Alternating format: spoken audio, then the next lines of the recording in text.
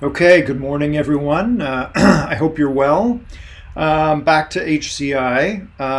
As usual, a couple of housekeeping notes before we jump back to lecture. This coming Thursday, I had to move my office hours. I usually have my office hour on Thursday from 11 a.m. to noon. I had to move it from 2 to 3 o'clock. That's just for this coming Thursday, and I made a note of that in Teams. You are continuing to work on Deliverable 7. As I mentioned last week, Deliverable 7 might take a fair bit of time for some of you, depending on the data sets you're using and the state of your KNN. So you were not submitting Deliverable 7 last night. You will be submitting Deliverable 7 this coming Monday evening. Just as a reminder, the big hurdle, the big challenge in Deliverable 7 is to get your KNN to successfully predict each of the 10 digits more than half the time. How many of you now have a KNN that can predict at least two of the digits at least half of the time? Hands up if that's the case. Hopefully you have a KNN that's doing at least two digits correctly. Okay, good. Keep your hand up if you have a KNN that's predicting at least 3 digits more than half the time. Keep your hands up if you have a KNN that's predicting at least 4 digits more than half the time. At least 5 digits half the time. At least 6 digits half the time. Okay. At least 7 digits half the time. Okay. Nolan has managed to get that far so far. Okay, all right. So continue working on Deliverable 7. As I mentioned, this can be a bit of a challenge. If you're stumped, if all of the hints that we've provided you here in step 11 are not working for you, please do come and see Amanda or I during our office hour on Thursday. If you cannot make either of our time slots, email me and Amanda and try and arrange another time to meet. Any questions about the logistics of Deliverable 7? No? All good? Okay, all right, so back to lecture then. We're making our way through our section on cognitive psychology and looking at various aspects of human cognition that are relevant for designing interactive systems. We've arranged these 4 lectures from more objective aspects of cognition, like the fact that we build mental models of ourselves. We build mental models of others. We build mental models of the physical environment, physical objects.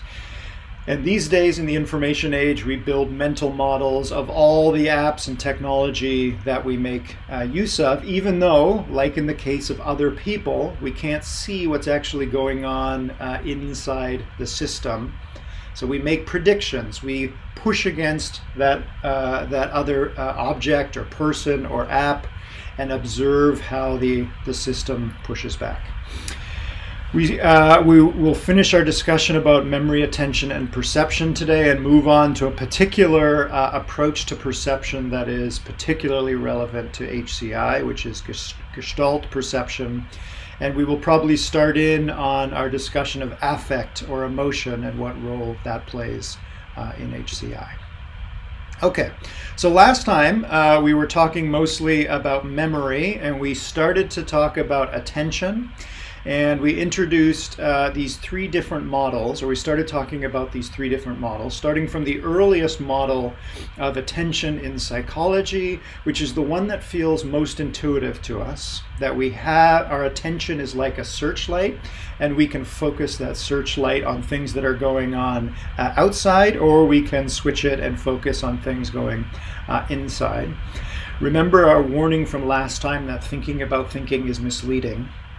So as neuroscience evidence accumulates, it seems that that's not really what's going on. Some people interpret the modern literature on attention as more like a system of allocation, that you have a certain amount of attention and you can allocate it to one or more things simultaneously. It often doesn't feel like we're attending to multiple things simultaneously, but you might have had that experience. Some events require more attention than others, and attention seems to be a quantifiable capacity. Some of us are night owls, some of us like to get up early. I know in my case, my ability to attend to complex matters degrades over the day, and I feel like I have much less attention ability towards the end of the day than the beginning. For some people, it's the other way around. Again, however, thinking is misleading. If attention, or the amount of attention you have on any given day, is a limited quantity, how do you measure it? What is this capacity? What are the units in which you measure the amount of attention you have available to us? No one's been able to pin that down yet. A third model, which isn't necessarily antagonistic to or a replacement for the allocation model, is thinking about controlled versus automatic attention. So controlled processing of attention, controlling or focusing your beam of attention on something requires conscious effort. It's slow, sometimes it's difficult, and it might feel like it requires a lot of attention. Hopefully in lecture you don't have that experience, but when you're working your way through some particularly difficult material, it can often feel that you need to focus your attention, and your brain wants to obviously check your phone and see what's happening on Twitter and something else. There is something else that is pulling on your attention that requires much less attention, or at least when your attention is focused on that other thing. The processing of the visual stimuli from your social media feed, processing that feels relatively easy. It's subconscious, it's fast, it requires relatively little mental resources.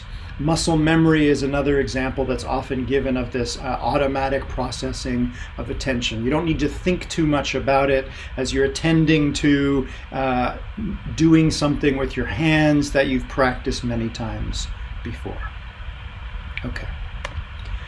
Okay, so how does, whatever model of attention you think of, how does attention switch from one stimuli to another? There is the internal aspect, or the interoceptive aspect of attention, which is we choose to attend to something internally. And again, this is something that often requires conscious effort. Or there is something externally, something exteroceptive or exteroception, something that pulls our attention from outside. And you can now tell that this GIF that I've put in the upper right is there for a very particular purpose, which is hopefully you are expending some conscious effort to attend to my voice and read the words on this slide, but you're probably finding it much more difficult to do so than you did on the previous slide. So why is that the case? Why do some visual and auditory stimuli pull exteroceptively, or pull from outside? They cause us to focus our attention outside on a particular stimulus. Why are some stimuli better than others? Clearly, movement is a very strong magnet for our attention. Why is that the case?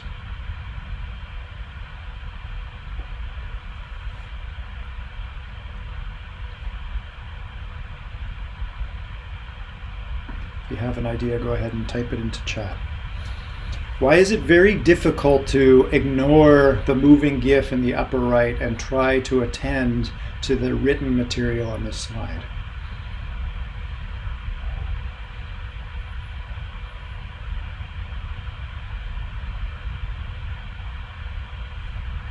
You've probably all had this experience of a movie or a moving GIF in a web page. Very hard to disregard it.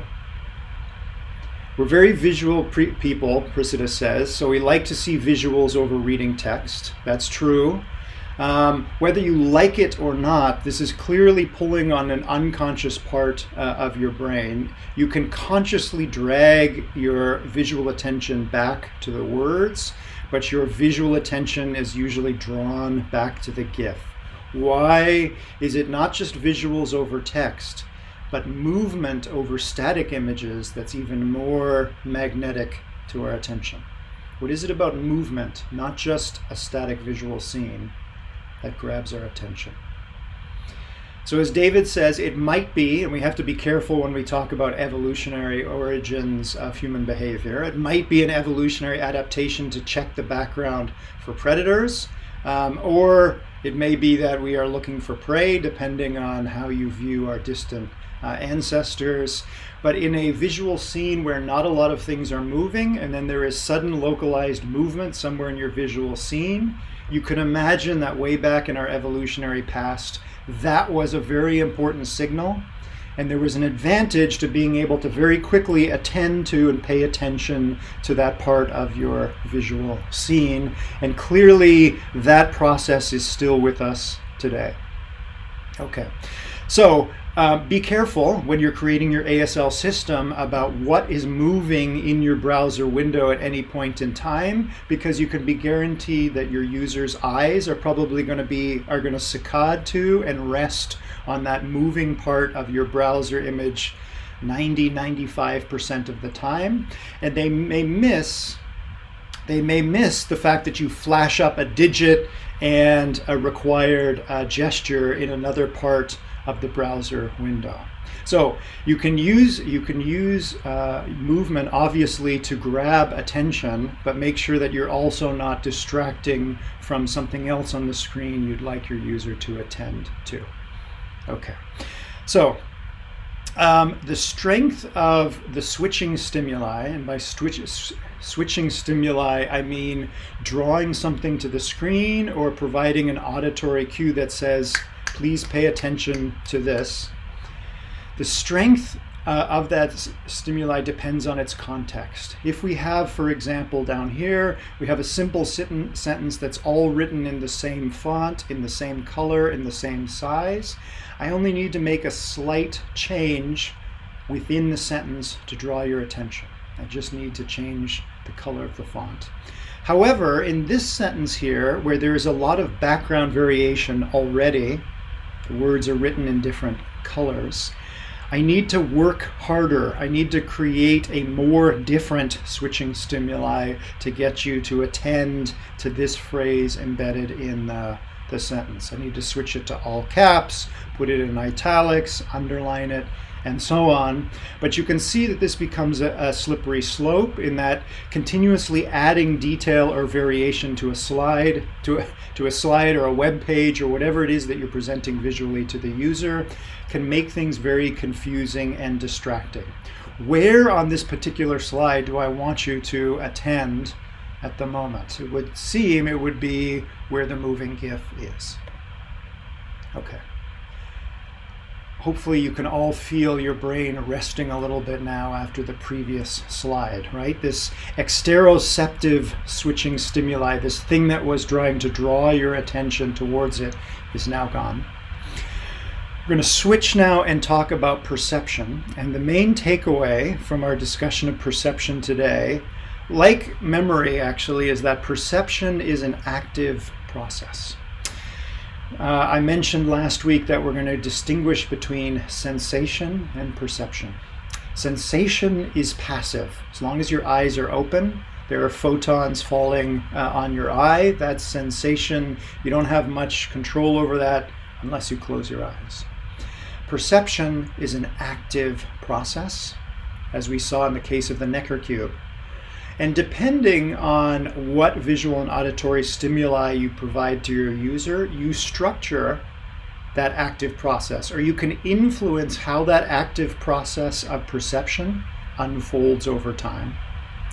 And we're going to play a game to demonstrate this process. I'm going to flash up on the next slide a field of uppercase E's, and in that field of uppercase E's there is an uppercase F. I want you to scan the field of E's and find the F, and at the moment you find the F, I want you to raise your hand here in teams. Ready? You're looking for the F. 3, 2, 1, go.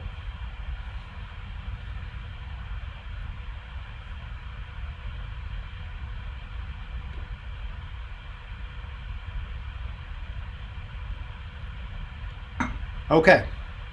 All right. So we're going to play the game again. I'm going to you can put your hands down. I'm going to flash up another field of ease. Same thing. I promise there is one F hidden in this field of ease. The moment you see the F, I want you to raise your hand. Here we go. 3, 2, 1.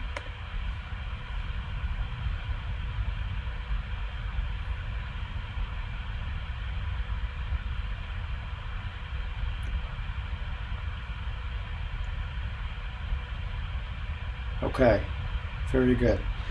All right, let's go back to the first field. You can put your hands down now.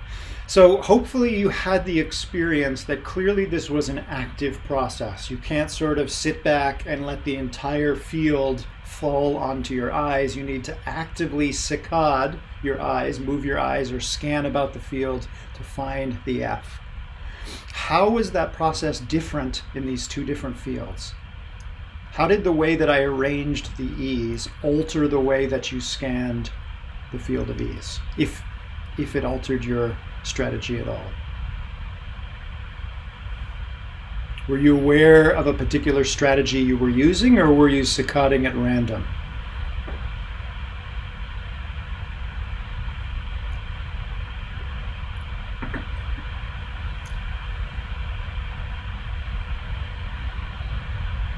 Most people report doing this task in a non-random fashion.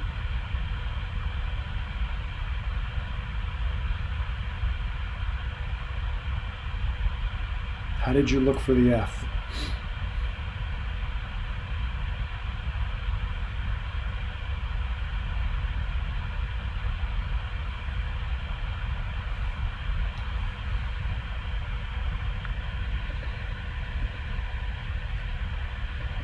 So Luke says he scanned by row. Prasida says in the case of the first field, I looked at the whole thing, and then when I couldn't find the whole thing, I started from the top left. So most of us start from the top left. Yeah.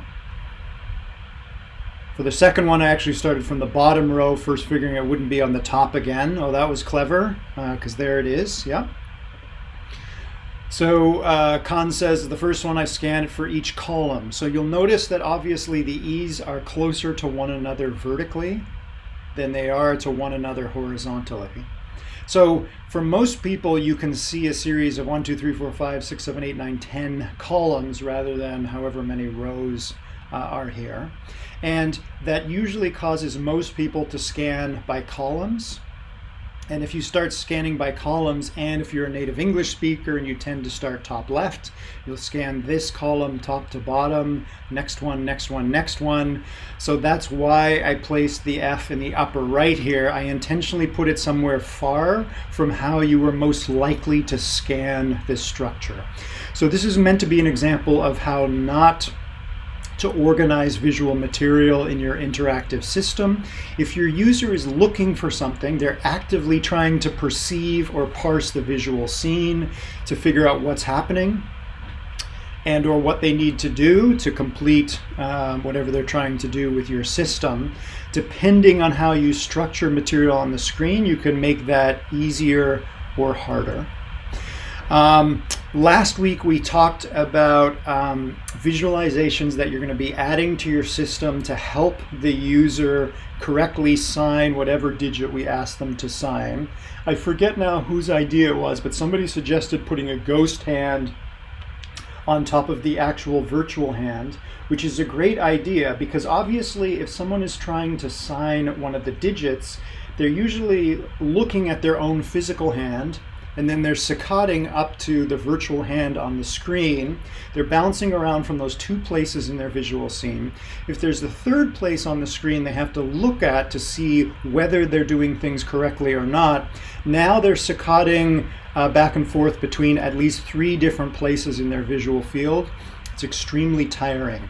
How do you organize material on the screen so that it is less effort to do what needs to be done. I should know as an HCI designer, if I organize my visual scene like this, that you're likely going to start top left and scan top to bottom, moving from left columns towards right columns. So if there is stuff I want you to recognize or find first, I should put it upper left, or at least somewhere in this first column. I did the same thing in this case, where again, for most people, they again start in the top left, and most people scan left to right, top row, second row, third row, and so on, as if you're reading text. So since the task here was to find the F, I did a poor job of putting it in the lower left. Okay. So again, perception is an active rather than a passive process, and by laying out the visual scene, we can bias how it's perceived. I apologize for the quality of this image here. This was from an older HCI study where they had people wear eyeglasses, and the eyeglasses had inward-pointing cameras, so the cameras could see the irises in the human user's eyes, and they could use that to infer where the user was looking, and in particular, they could infer where on the screen they were looking. You'll notice in this case here, not surprisingly, they started up here upper left. The sequence in which they jumped around is not so clear from this image. The size of the circles represents the amount of time that their eyes spent at that particular position. You can see these 4 different images here, and you can see there's more blue here for the top left than the bottom right. So people start top left, saccade top right, bottom right, back to top left, top right, bottom left, bottom right, and so on. So again, this is kind of a rhetorical question at this point. This is probably someone who speaks English or one of the European Romance languages, where we start reading left. Okay, so that's the end of our introduction to perception. Now in lecture 12, we're going to dive more deeply into a particular approach to perception known as Gestalt Perception. And this is a word that's indirectly borrowed from German, which roughly translated means the whole is more or other than the sum of its parts. So the gestalt of something is a whole bunch of disparate objects, but taken together, they have some unified message or visual representation. That's their gestalt. Okay. The Gestalt school of psychology, which started with perception and this idea that perception is not just an active process, but it is actually a constructive process. We construct our various atomic sensations or atomic perceptions into a more unified visual stimuli. This Gestalt school of psychology, it started with this idea of perception as construction and grew beyond perception, but we're going to focus mostly on perception today. The Gestalt psychologists were very fond of laws of perception. Today, we would consider law a very strong term because a lot of work in psychology, at least back in the days of Gestalt perception, was somewhat subjective. So we're going to look at several of the Gestalt school's laws of perceptions, but we can think of these as kind of maybe not quite laws, but things that seem to be true about how we at least visually perceive the world. The first law we're going to look at, the first Gestalt law we're going to look at is reification, where reification is a verb and it means to make real. Matthew, did you have a question? If you did, go ahead and unmute yourself and ask it. No? Okay. Okay, no problem. So this idea of reification is looking at all of the different the perceptual atomic building blocks, the little things you see in your visual field, and pulling them together and making them into something real, which in this case is a unified visual stimuli. The Gestalt psychologists, like most psychologists, were very fond of optical illusions to demonstrate this principle. In our everyday lives, it's not always so obvious to us that we're looking at, well, we're basically trying to extract meaning from individual photons, and those photons congeal into letters or words or sentences and gradually congeal or reify into a message, something that's being conveyed by all of those little pieces in our visual scene. So optical illusions are helpful here because they make that process much clearer. So in panel A, what are you actually seeing? What you're actually seeing is three black Pac-Men, but most of us do not see the three Pac-Men. You might see that initially in the first few milliseconds, but very quickly your brain converges on a different interpretation of what's in panel A, which is what? What is your brain telling you is the central object in panel A?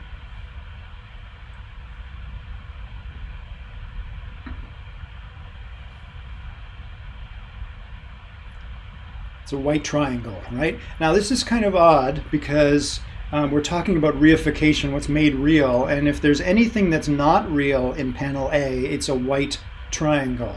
If anything's real, it's the fact that there are three black Pac-Men. So like the Necker cube, in the case of these optical illusions, you can usually feel your brain at work trying to reify or integrate these pieces into a whole. What do you see in panel B? Panel B actually has two commas, one that's been rotated upside down. What is your brain telling you you're seeing in panel B?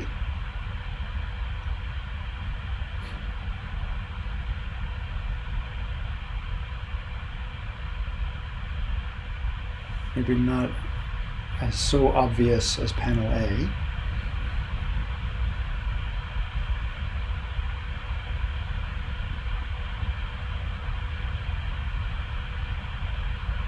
There's a rectangle there. There's a pole that a worm or something has curled itself around. What about Khan says he sees two commas. You see the two commas now that I mentioned it. How about panel C?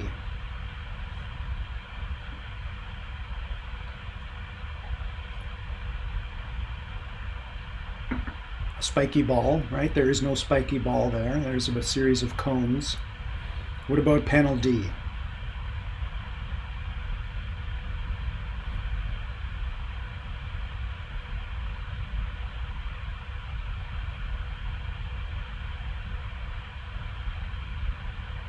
It's the Loch Ness Monster or someone much more local?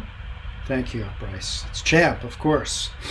Okay, so with these illusions, you can feel, obviously, again, that perception is active. You can feel, if you pay attention to it, you can feel your eyes saccading or jumping around between the Pac-Men or the commas or the cones. But during that process, the end result of that process is something that is constructed, right? Champ or a spiky ball. If you go back to the case of the Necker cube, at any one point in time, your eyes are actually focused on just a corner of the cube or maybe an edge. But what is being constructed in your mind, what is being reified or made real from the point of view of your conscious brain is a cube. Okay. So another aspect of this constructive process, the way that we construct these perceptions, unified perceptions, is, again, going back to the example we just played with the field of ease, is that the context, the other things on the screen, the other things that are happening in our visual field, or maybe also what we're hearing, they influence the construction process itself. There are different ways you can go about trying to construct a unified interpretation of a bunch of visual elements on the screen, and by rearranging them or having other context surrounding it or modifying it, it alters the construction process. We're going to look at two different approaches to this idea of context. In the 70s, the psychologist Richard Gregory focused on the constancies in our constructed worldviews, and I'll show you a couple examples in a moment of what he meant by constancies. J.J. Gibson, on the other hand, who again we'll look at in a few slides from now, claims that we focus on the changes in our constructed world views. As usual in psychology, it's probably both, but these two schools of thought were very antagonistic for a long time. Regardless of which camp you stand in, it is this constancy or change is determined by context, and that's the most important thing for today. As HCI designers, you have control over context. You can decide what else to put in the visual scene of your user while they're focusing on one part of that scene, trying to construct an interpretation of what they're seeing and determine what to do next. Okay, let's look at constancies first. This is a very famous optical illusion. It's used for many different purposes in psychology. You may have seen it before. Have a look at panel A and B here. For most of us, you should see that B is brighter, looks lighter than A. Yes? Thinking about thinking is misleading. That's never more obvious than when we're dealing with optical illusions. Your brain should be telling you at the moment that B, square B, is much lighter than square A. You can probably guess where this is going. This is not the case.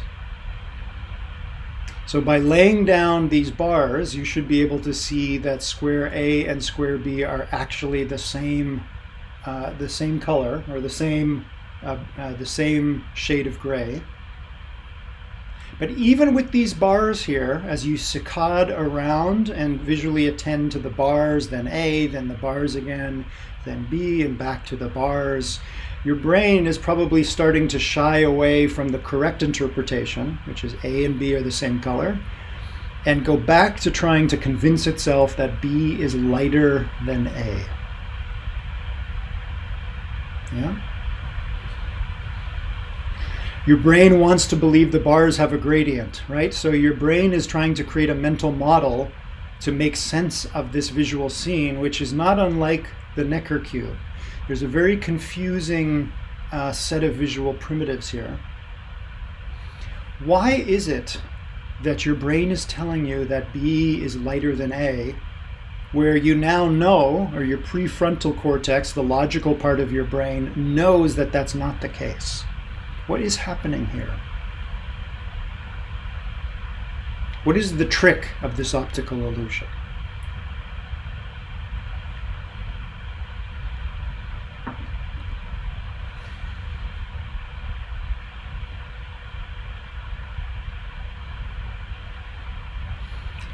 So as Jillian says, our brain is dealing with the shadow. So the shadow is the context here. I've asked you a question about A and B, but in trying to answer that question about A and B, your brain cannot help taking into account the context of the shadow. How is the shadow disrupting or knocking off your correct interpretation of A and B? Brasidas says because there are other darker squares around it, so your brain thinks that it can't be the same as A, which has lighter squares around it. That's also context here, you're right.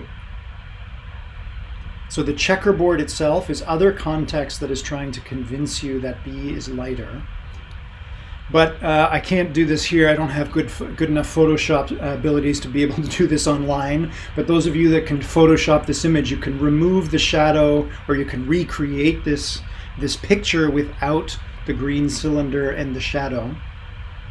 And with just the context of the checkerboard, your brain will see that A and B are actually the same color.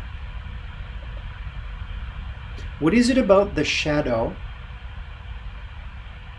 What is it about the shadow that makes that makes B seem lighter? Kahn says the darker area around B makes it look like B is lighter than A. So you're right, the darker area around B. It is not just the darker area of these 4 other squares.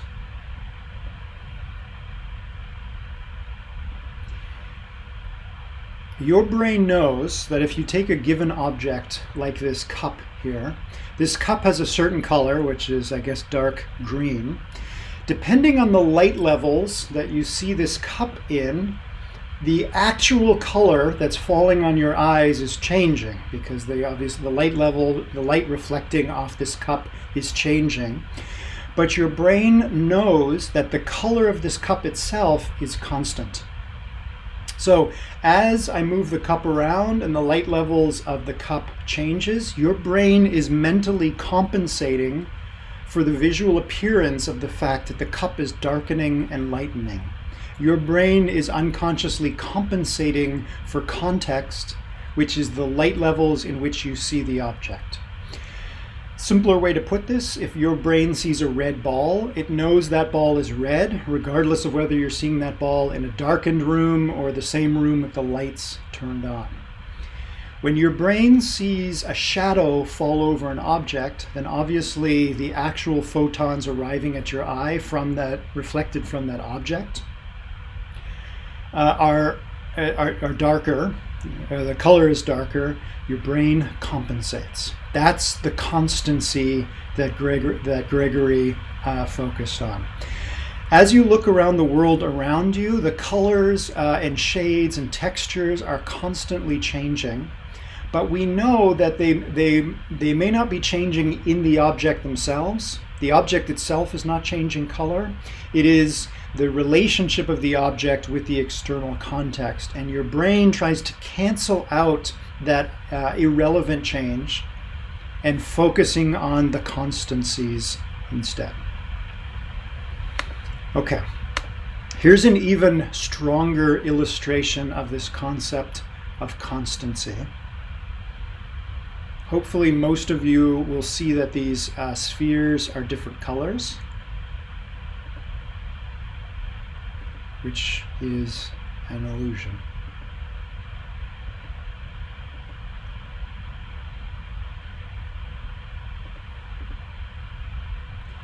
Your brain is unconsciously altering the perceived color of these spheres based on what's going on near them, which are the colored bars that occlude them in this version of the illusion. Yeah? So I can remove context, and by removing the context, which in this case is removing the colored bars that are occluding the spheres, when I remove that context, I shut off your brain circuit that is trying to interpret or alter its perceived perceived color of the spheres.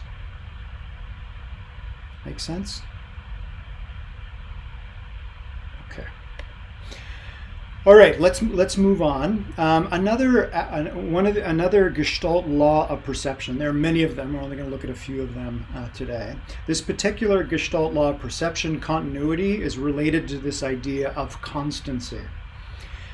Often the low-level visual building blocks, the things you see out there in the world, we know that they are actually connected together.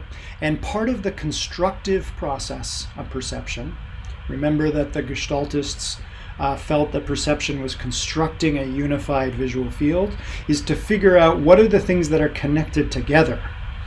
So here's another example, not a very fancy one.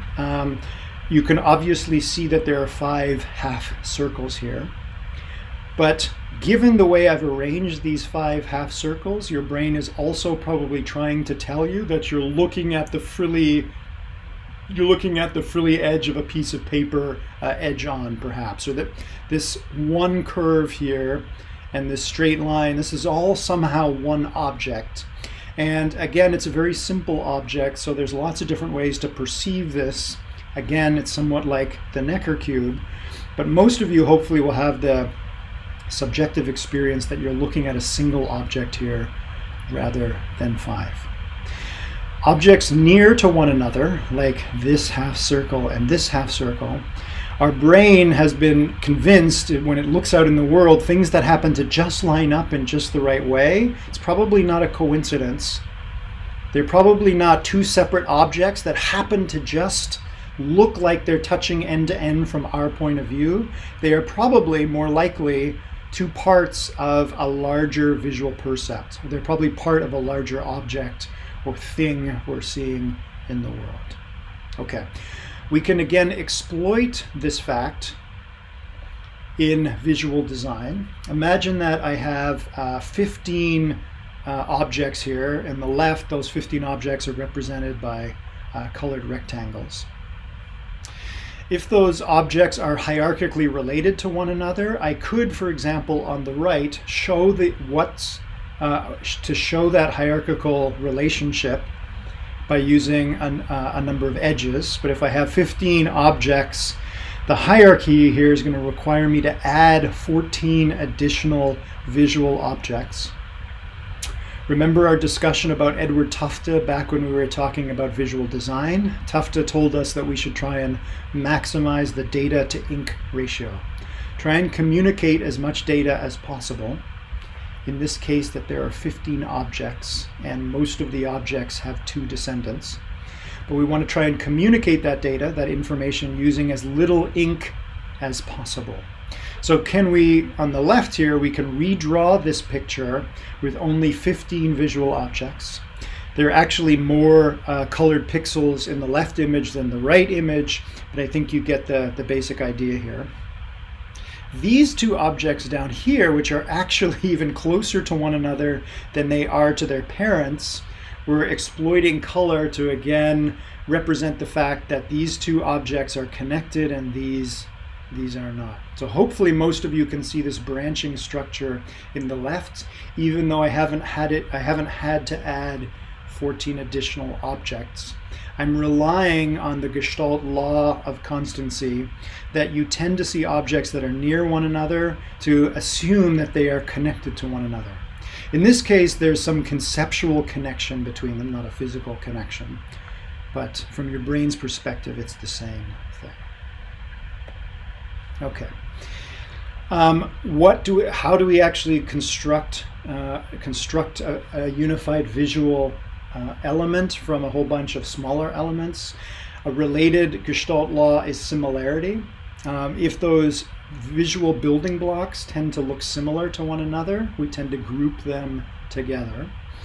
In this case here, the centers of these two circles, that this distance, well, it should be the same distance as from this circle to this diamond, but now that I look at this image, I think based on the aspect ratio of my screen, the circle and the rectangle are a little bit, or the circle and the diamond are a little bit more distant from one another than this circle is from this circle. You can redraw this yourself, doesn't take very long. When the distances are the same, most people will still tend to see 3 rows rather than 6 columns. So here we were focusing on distance, here we were focusing on similarity. Objects that have the same shape tend to seem to be grouped together in our mind's eye. Here's another Gestalt law, which is that the brain tends to favor closure rather than openness. This is again goes back to this idea of perceptual constancy. For most people, tends to be that if there are dual interpretations, like in the case of the face vase here, you can probably see, or your brain is probably bouncing back and forth between 2 interpretations.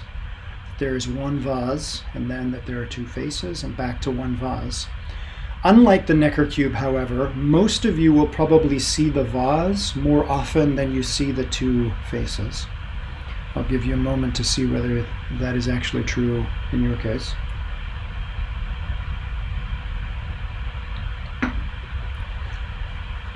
So there are biases, or there seem to be biases, again, in the way that we construct a unified interpretation of all the things that we're seeing in our visual field.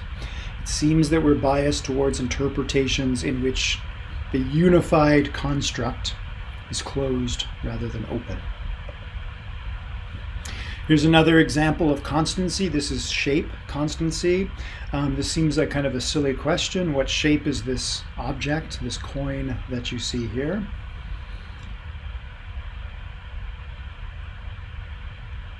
Most people would answer a disc, but of course what you're literally seeing, at least on the front face of this coin, is an oval, but your brain knows that it is not actually seeing an oval, it is seeing a circle that's been rotated in three-dimensional space. So like the case of the red ball that is still red in a darkened room or a room with the lights turned on, we know the color of the object stays the same. We know that as an object rotates in front of us in three-dimensional space, that it usually maintains its shape. Obviously, that's not always true. That's true for rigid objects, but not for soft or deformable objects. But generally speaking, even though your brain is going from seeing a circle to an oval, back to a circle, the whole time your brain, quote unquote, knows that it is seeing a circle. It is constructing a constant interpretation of something that may be changing in your visual field. Okay. Let's switch and talk about Gibson now. We're still talking about context, other things that are going on other than just the object that we're attending to. In the case of objects that are moving, or objects that are stationary and we are moving, we may be seeing multiple objects, and we may be paying attention to their change in position as they are moving, or we are moving relative to them. And we are often paying attention to the change or the difference in changes. So in the case of sitting in a car and looking out the window, we see trees that are closer to us, moving past us at a faster velocity than trees that are further away. And that perceived difference in velocity of the motion of the trees tells us something about the relative position of the trees. We are relying on the changes, or in this case, the variation in velocities among moving objects, to make sense or construct a unified interpretation of what we're seeing out the car window, which is that we're seeing a field of trees or a forest of trees where some are further away from us than others. We've mentioned this idea of motion parallax a few times now. Okay. This is exploited all the time in computer games or other virtual worlds where we're trying to convince the user that they're looking at a three-dimensional scene rather than a two-dimensional screen. Objects, if all of the objects on the screen are in motion and some are moving faster than others, it's not difficult to create the illusion that those objects are further away from the user.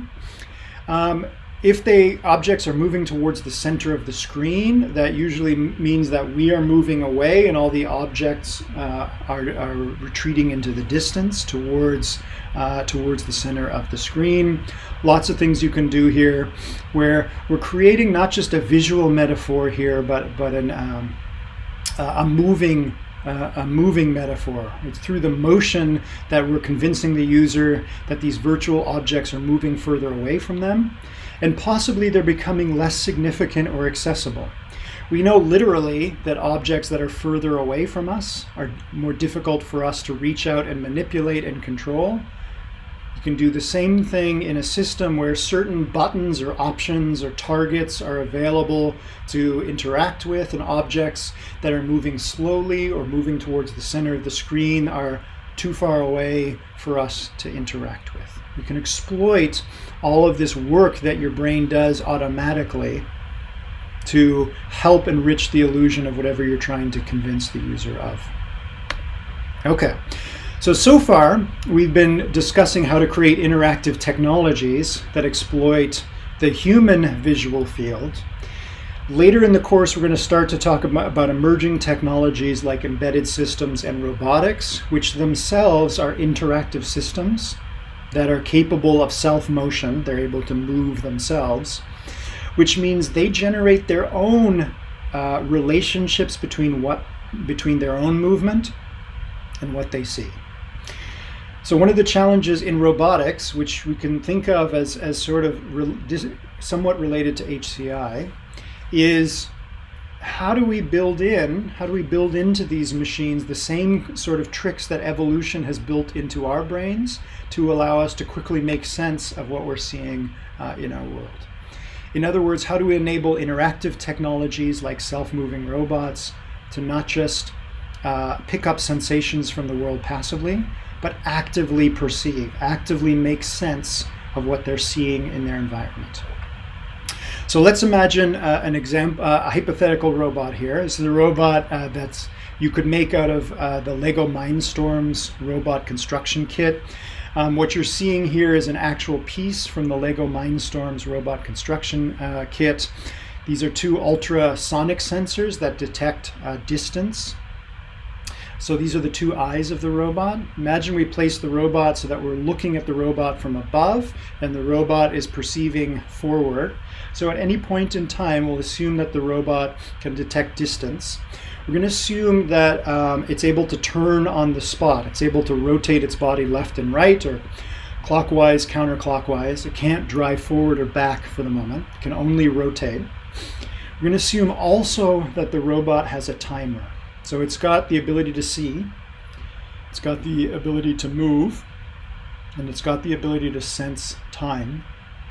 Could we combine these three parts of the robot together to enable it to achieve the following task, which is if there is an object in its environment, like this red block here, that if the block is moving away from the robot should not do anything. If, however, the object is approaching the robot, moving towards it, and that object is going to hit the robot in the not too distant future, the robot should run away. Now, I just told you that the robot can only rotate clockwise or counterclockwise, so we'll assume that the robot just issues the command, or the robot knows that it should run away. Basically, the robot is trying to determine whether it's going to get hit or not by a moving red block. In this case here, you'll see that initially the red block starts to the front and right of the robot. As this red block starts to move, the red block is actually getting closer to the robot. If you take the distance between the red block and the center of the robot here and here, the distance is decreasing. But the robot should be able to infer that even though that distance is decreasing, it is not going to be hit by the object.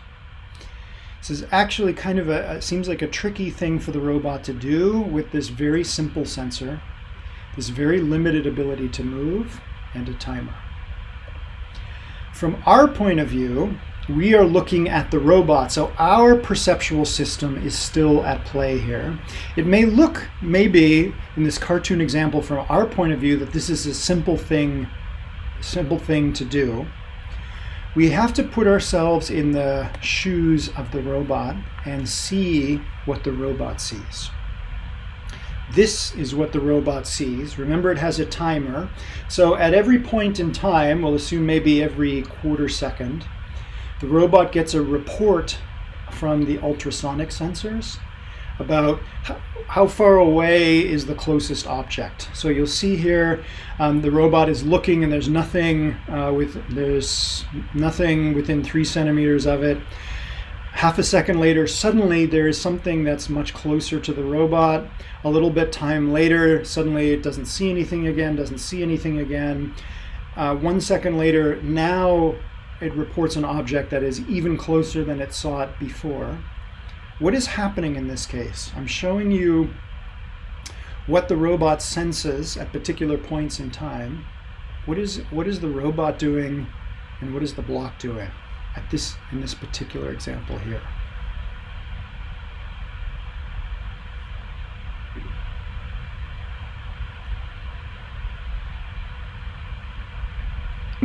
What must the robot be doing to be receiving the sensory information? The robot's rotating, right? Exactly. So this is kind of like the radar image you see in movies of something that is sweeping around and around, and there's this beep of some object that is approaching. So you can imagine that from the robot's point of view, it's actually not that difficult to solve this problem if it combines motion and sensation and memory. I should maybe add memory as a fourth element to this, to solve this task. This robot can't sit passively and figure out what's going on. We need to find a way to allow it to construct a unified interpretation of what's going on. The robot has to take this time series, this information that's unfolding over time, and recognize that unfolding pattern, compress it into one visual interpretation, which is that there is an object that is approaching the robot, or at least the distance between the center of the robot and the center of the object is decreasing. The robot may sense, however, that if it's moving, if the robot is rotating, how does it distinguish between this case in which it is going to be hit and this case in which it's not going to be hit? In both cases, from time to time, this distance is going to, or this blip in its sensor readings is going to decrease, 08, 06, and so on. What is the difference in the two time series, the two sequences of sensations that the robot is going to collect in this case and this case, that the robot can use to distinguish between these two cases?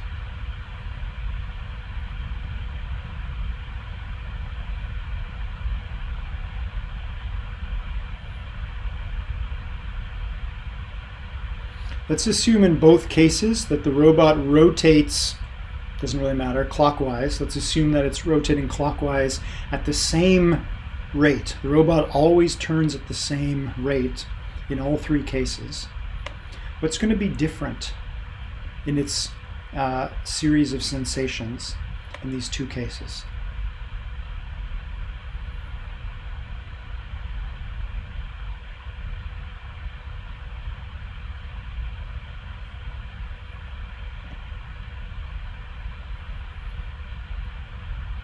So how far the square object has moved since it was last detected. So the robot cannot measure how far the square object has moved directly. It can calculate it indirectly from the raw sensor data, the sensation, not the perception.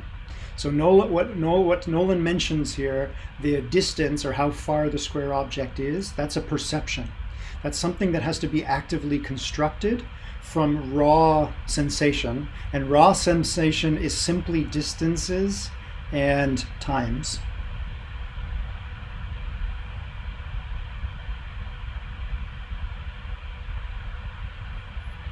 The robot could obviously subtract this value from this value and know that these distances have decreased. How does it know how far the object has moved, though? This simply says how close, or how much closer, how much farther the object is from the robot.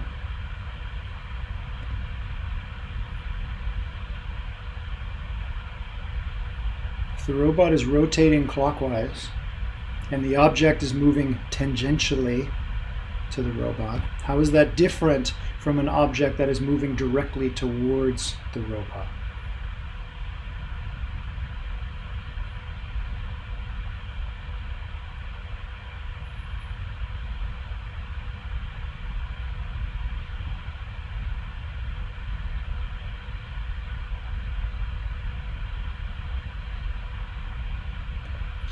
The decrease in this distance is not sufficient. We could have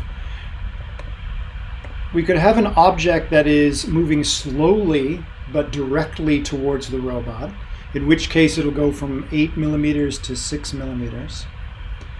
Could have another object which is moving relatively quickly, like this one, but tangentially, meaning it's not going to hit the robot, and it is also from one reading to the next, causing a reading of 8 millimeters and 6 millimeters. So the change in distance is not enough to distinguish between whether the robot is going to get hit or whether the robot is not going to be hit. What is the additional piece of information that's required? Anybody have an idea?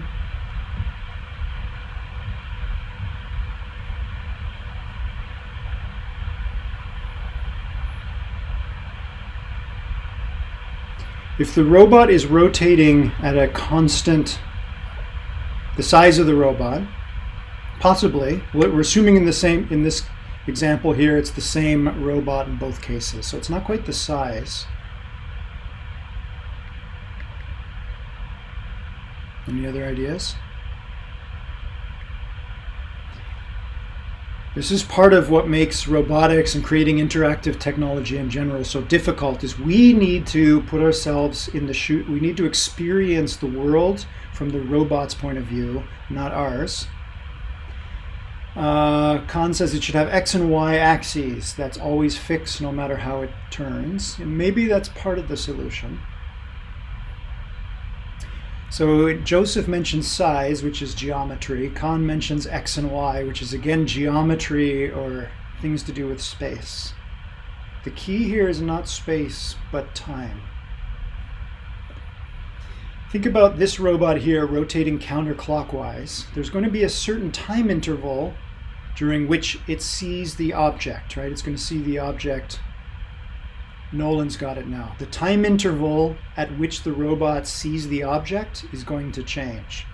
If this robot is rotating counterclockwise, it's going to see the object every X interval. But this object, if the robot is still rotating counterclockwise, it's going to see the object every X plus epsilon. A little bit longer time is going to elapse between when it sees these drops in distance. So the robot is going to have to construct a worldview, or have to distinguish between these two cases, using not just decreasing distances, but changes in the time intervals at which it detects those distances. It needs to construct or integrate information across space and time to solve this problem. Okay, so just a cartoon example to show that not only humans need to construct a unified view of the world around them from our raw sense data, but if we have machines that are moving as well, they can exploit their own movement and other things like timers and memory and sensation to also construct a unified worldview and use it to survive and get along in the world and do whatever it is we want them to do. Okay, here's just a fun example. This is a video from my colleagues at UCLA that build modular robotics. In this case, we have a modular robot, two modular robots, one made up of 2 pieces, the other made out of 4 pieces. And the robot is, one part of the robot is trying to see and find the other piece. You can see that it is acting and perceiving at the same time. The particular A in the pact analysis for this robot is obviously it is trying to reconnect with its lost half. So robots again need to actively perceive, not just passively sense the world around them like we do. Okay. So part of the thing that makes this challenging for most people that haven't seen it before is that it's difficult to see the world through a robot's eyes and think up a way to construct or build up an understanding of the world using all of that information. It's not just difficult for us to put ourselves in the shoes of a robot, it's also difficult for us to put ourselves in the shoes of other people. You're creating your ASL educational game. You are now all experts in leap motion and KNN. Your users are not. It's going to be difficult for you to guess what your users think and what your users will do when they're confronted by your ASL system for the first time. You need to be able to see your ASL system through your user's eyes. This is a difficult thing to do. It's known in psychology as the frame of reference problem. Does a problem seem easy because you're seeing it through your eyes and not through the eyes of the person who's going to actually use the system? So part of the challenge in interactive systems design is to think about what the user sees and how the user can react, or what the technology sees and how the technology can react. Remember, in HCI, it is both the H and the C that are perceiving and acting based on what the other does. Okay, so I left this slide here just for fun. We used to play a game when I taught this class in the before times where I would invite each row of students to come up to the front of the class and see the world through the instructor's point of view. At this point, if we were having this class in person, you'd be very comfortable with the lecture hall. You'd probably always sit in more or less the same seat. You would have stared at me for many hours at this point. So there is no excuse for you not to be able to see the world through my point of view as I look out on rows of seated students. So when we play this game, the first thing I do is ask you to make a quick sketch from wherever you're sitting in the class of what you think I see. Specifically, just ovals for heads. Which students can I see and which students' faces are occluded by those that are sitting closer from my point of view? Then I ask you to come up to the front of the class and check and see how well your image actually matches what you see when you're looking out at the class from the front of the class. You can imagine what happens. First of all, that most students, what they actually see is not very close to what they actually drew. The frame of reference is difficult. Students towards the back of the class, the mismatch between what they drew and what they actually see is greater because their frame of view, their point of view is more different from the instructor's than a student who sits in the front of the class. Okay, I don't know if any of you are taking any in-class classes, in-class courses this semester, but you can almost now mentally play this game if you're sitting in a classroom. Okay. One of the things that makes HCI difficult is this frame of reference problem.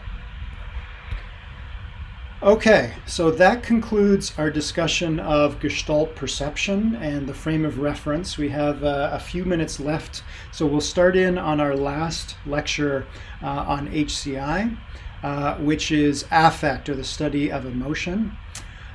David asks, have you taught this class in both flat floor lecture halls and sloped classrooms? Yes. Do students perform better or worse in one of those rooms? That's a great question. A sloped floor classroom is easier because by definition no student's face is occluded. That's why sloped classrooms are built as sloped classrooms. It's probably easier in a sloped floor classroom. Good question. Okay, so again, we're going to talk now about affect or emotion. What is the role of emotion in HCI? As we've mentioned several times now, the study of HCI is somewhat different from a lot of the other branches of computer science because it has an objective side and a subjective side. We're now going to revisit the subjective side of HCI, and we're going to start our discussion of affect or emotion with one of the most famous emotional interactive technologies of all time. Who was he? Here's a picture of him.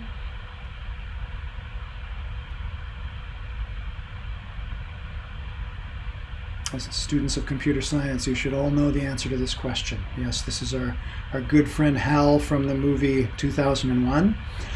If you take the three letters in Hal and you add one to them, H becomes I, A becomes B, and L becomes M. Food for thought. Irrelevant to today's lecture, but there you go.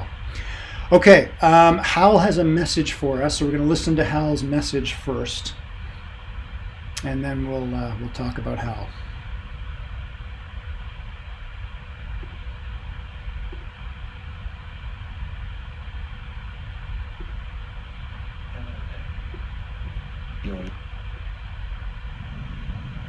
Hello, Dave.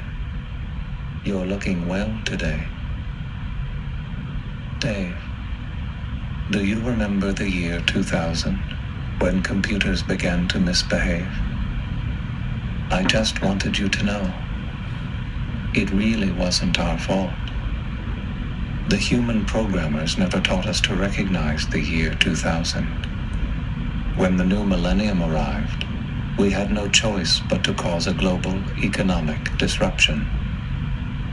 It was a bug, Dave. I feel much better admitting that now.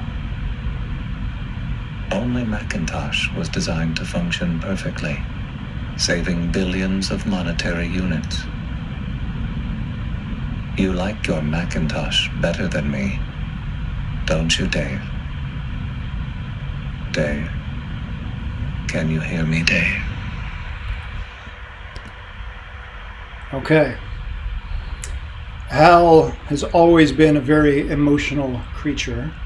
In this 30-second advertisement for Apple, Hal exhibited many different emotions. What were they?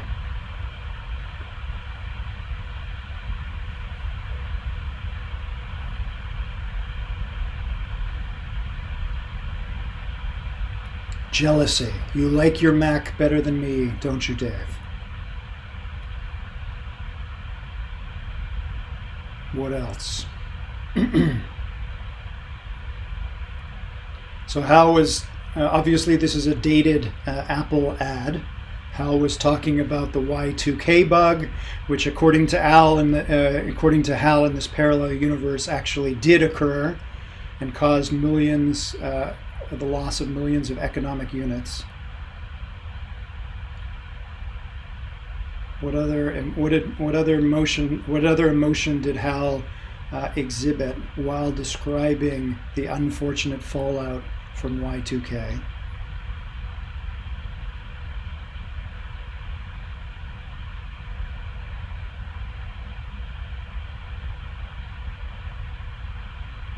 It wasn't our fault, Dave. I feel much better about admitting it now.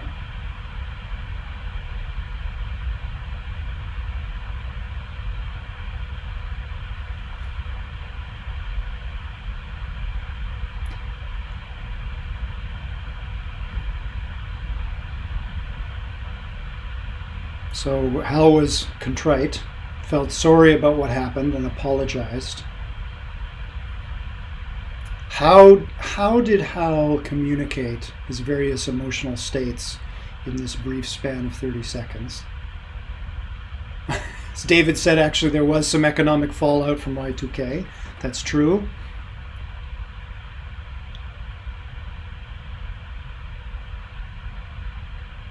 How did Hal convince you of his various emotional states?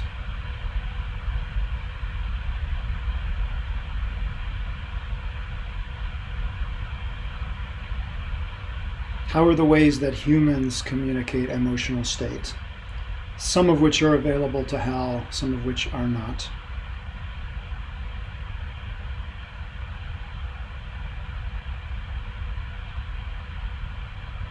Did you believe Hal when he said, I felt sorry about the economic fallout from Y2K?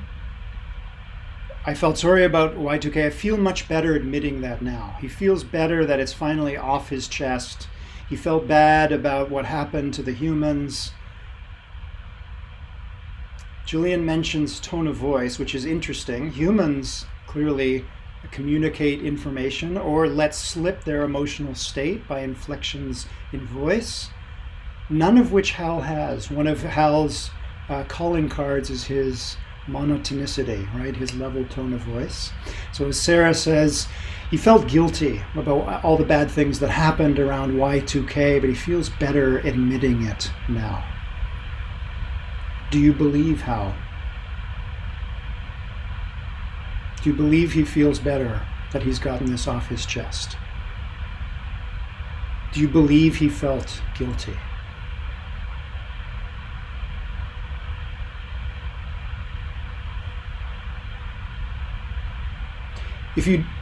Not really. He blamed humans for failure to program computers correctly, right? So this was sort of a non-apology, right? I'm sorry, but remember, some of you didn't use Macintosh, so it's kind of also your fault. So a lot of mixed messages in Hal's delivery here. If you don't believe that he felt guilty about what happened and then felt better admitting it, why don't you believe it?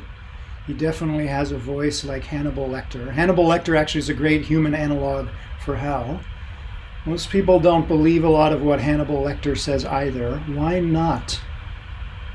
What is it about, at least in the case of Hal, where he doesn't give away a lot.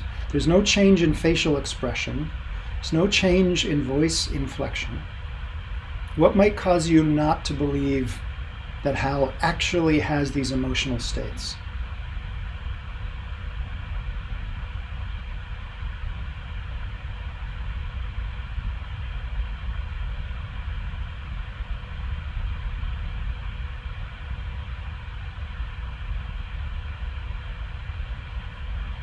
For most people, it's because Hal is a machine. How can Hal possibly have emotional states? He's a machine. He's completely different from humans who actually do have emotional states. Although, like the Necker cube and the optical illusions we've said here, there's something about Hal that causes our brain to forget that he's a machine and doesn't have emotional states.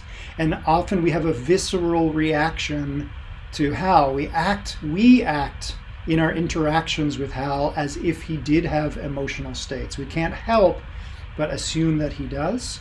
And this is the idea of anthropomorphization, attributing human behaviors, or in this case, human emotional states, to things that pretty clearly don't have them. We'll pick up with anthropomorphization on Thursday. You have a quiz due tonight. Please do continue on with Deliverable 7. I hope you all have a good rest of your day, and see you back here Thursday morning.